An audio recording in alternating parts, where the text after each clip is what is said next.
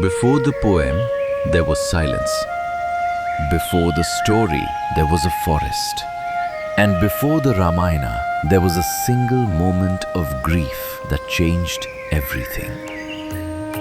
Every morning, Maharishi Valmiki walked to the banks of the river Tamasa.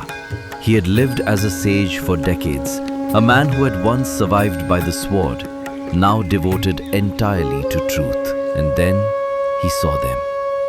A pair of Krauncha birds, Sarus cranes, creatures known across ancient India to mate for life. They knew nothing of kingdoms, nothing of war. They only knew each other. But not everyone who entered the forest that morning came in peace. One arrow, one moment, and the world was different. The female Krauncha cried out, a sound that was not merely a bird's call. It was grief in its purest form. And standing only a few feet away, Valmiki heard it. Something broke open inside him. Valmiki had meditated for years. He had faced kings and demons without fear. But this he could not bear. Two birds, a love ended by a careless arrow. And from that unbearable silence, words came. O hunter, may you never find rest, for you have killed one of a pair lost in love. The words left Valmiki's lips, and even he did not understand where they came from. They were not merely a curse, they were a poem. The first poem ever spoken by a human voice. Born from grief, born from love, born beside a river at dawn.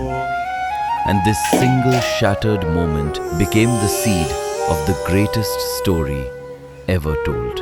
Valmiki returned to his ashram in silence. He could not explain what had happened. A verse, perfect in rhythm, perfect in sorrow, had emerged from him like breath itself. He felt shame. He had cursed a man, but deep within him, something whispered otherwise. This was not a curse. It was a beginning. That night, the Creator himself appeared, Lord Brahma, the source of all worlds. He entered Valmiki's ashram and smiled. Compose the story of Rama, Brahma said. I grant you the sight to witness every moment, every word spoken, every tear shed, every battlefield fought, and not one word of your poem shall be untrue. Valmiki sat alone in the silence after Brahma departed, and then he understood. The grief beside the river had never been an accident. It was preparation. A bird died on the banks of the Tamasa, and from that death, from the cry of a grieving mate, the greatest poem in human history was born.